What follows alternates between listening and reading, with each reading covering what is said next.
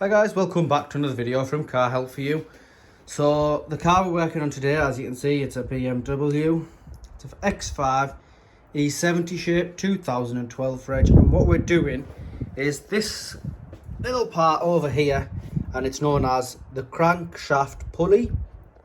So one mistake I've made is I've done the car, closed it all back up and completely forgot to make the video. So what I'm going to do is I'm going to try my best to help you and explain to you how to do it without ripping the car back to part. But first things first is, this is not in two pieces, it should be in one piece. This goes on top of there like that, pushed in, so it's only about this wide, that's maybe this wide. But as you can see, this is sheared off, that's a lot of rubber there. It is a rubber boot with a metal frame. As you can see, it has sheared off. It's one of those type of things. Could be a wear and tear. Yeah, well, it is down to wear and tear, really. Obviously, as you can see, it's sheared off around there, on its way out, it's burnt, all that. And it has this, the job of this is to spin around on the belt. And as you can see, look, it's definitely seen better days. So, guys, that's your alternator there, and obviously that's your belt. If yours hasn't come off but it's making a noise and you want to change it, you will have to take your belt off first of all, which is your tensioner, which is just about here. Actually, sorry. I do apologise not only for the quality of the camera but also for, there it is, you can just see it, it's just there. Now what you do is you put a 16mm socket on it and you pull it that way to just free it up a little bit, and you can just slide your belt off. If yours is in the same condition as this, your belt's already off. Like I said, this was like this, it broke down on the side of the road. What had happened actually, it broke down on the side of the road and customer lost power steering straight away. Obviously the power steering pump's on a pulley as well, so it's got to spin round on the belt. If it's not getting that spin, it's not going to be a light steering, so it's going to be immediately heavy. I think half an hour with the hazard lights, also known as the blinker lights, so they flash like that on either side of the car. The battery died, so the car was completely out of power. The car was recovered back with a recovery company that's known as the AA in the UK. So they looked at the car on the side and they told the customer, yeah, look, your crankshaft pulley is gone. The crankshaft pulley, the actual rubber part, was actually on the engine floor, so as in the under tray, sorry, it was sat on the under tray, and the belt had actually spun its way up and around the air pipe across there like that. The belt had burned itself out, so it was a new belt going in. But I do want to say, if you are doing a job like this, I would definitely recommend just shot in new idlers, new tensioner, new belt, just because you've got to take a lot off to get there, and if you want to come back later on, you've got to take it all back off again. So you're already in there, why not just do it in one go?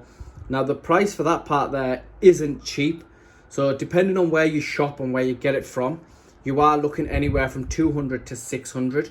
We got this from Euro. I'm not too sure how much it was because we did get other parts as well, but it's definitely something I can find out for you, or I can help you if you need it. Now like I said, I will try my best to help you, give you a rough idea how to repair this yourself. But if you do get stuck on anything, smash a comment in and I will reply back as fast as I can. So on top, the parts you want to start removing first of all is this pipe over here, and the way to remove this is if you just go down over here. You can take your engine cover off, I did, and you just wiggle this out a little bit. There's a little tab on top that it's held on by, but if you wiggle it, it comes straight out. And then this one just pulls up, and same with this one, and this entire piece comes off and goes to the side. Engine tray, we had it to the side. Then you've got, if I just stand back a little bit, you've got this bar going across from there all the way across to there. I do apologise, I can see that the camera isn't focusing properly for some reason. But what to do is that bar that goes across like that. It's 2 bolts over there and 2 bolts over there. Take them off, and the pipe itself is clipped in by a few wires, which I'm just going to try and show you if I can. So there's one. So again, if I try and get the camera to focus, there we are. Oh, that's not too bad there actually. So this one here, you can just pull it out ever so slightly. I'll see if I can try and get my hand in there. And not a lot of tension needs to be used, as you can see there. And it is on 3 places. So it's on there, and it's on this side just underneath this pipe here.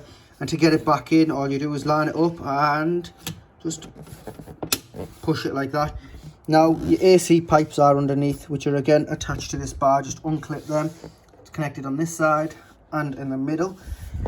Now, assuming you've got your pipes off, you've got everything off, you've got the bolts off, you've got the top strip, what you need to do is get that bar out of the way.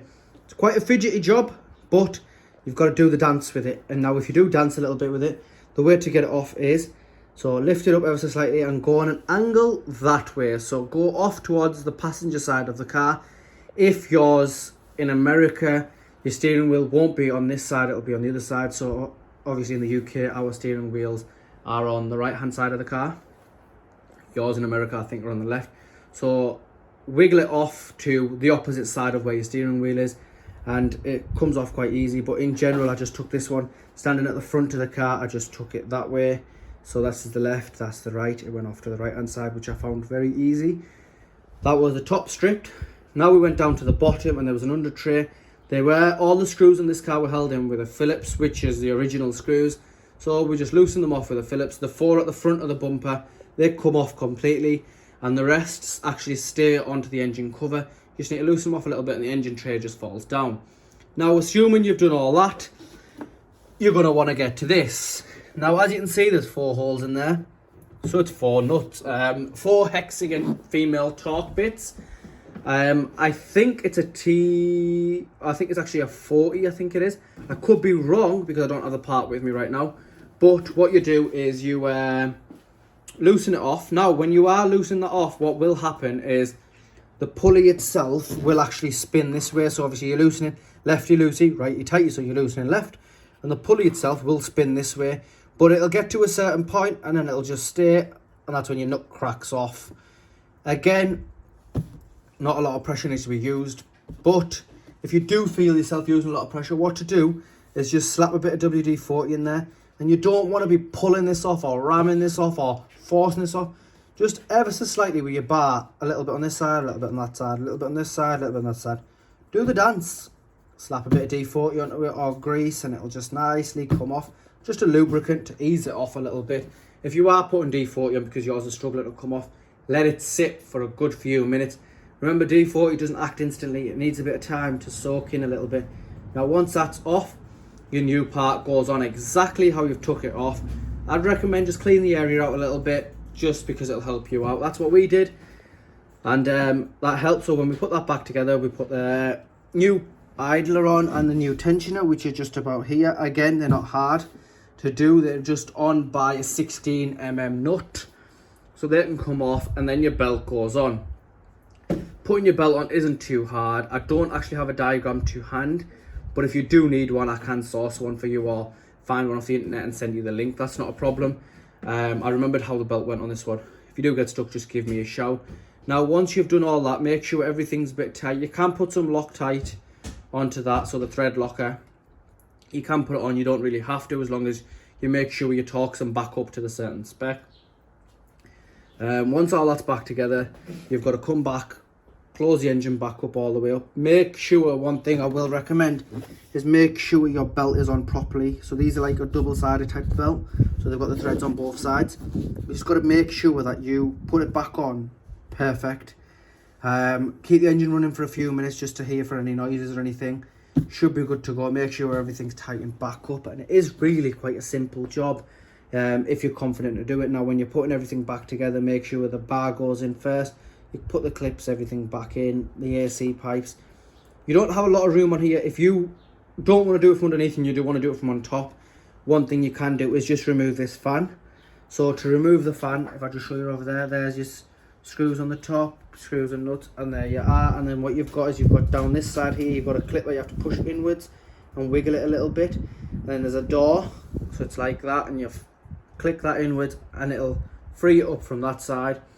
On this side, it's just a clip, no door, so you push the clip in and you just dance it a little bit. So if it's like that, you just got to dance it like this a little bit and it will just pop straight out. That will definitely give you a lot more room. We didn't need to do that. Obviously, we've got the access from underneath. If you don't have the access from underneath, that's a way to go around it. Now, guys, I am very sorry that I couldn't make the video of me actually doing it. It would have made life a lot easier for you guys. but I hope I've explained it for the best. If this video has helped you, please like, share and subscribe. It definitely helps us to upload more videos and helps our channels. But it's time to get this one sent.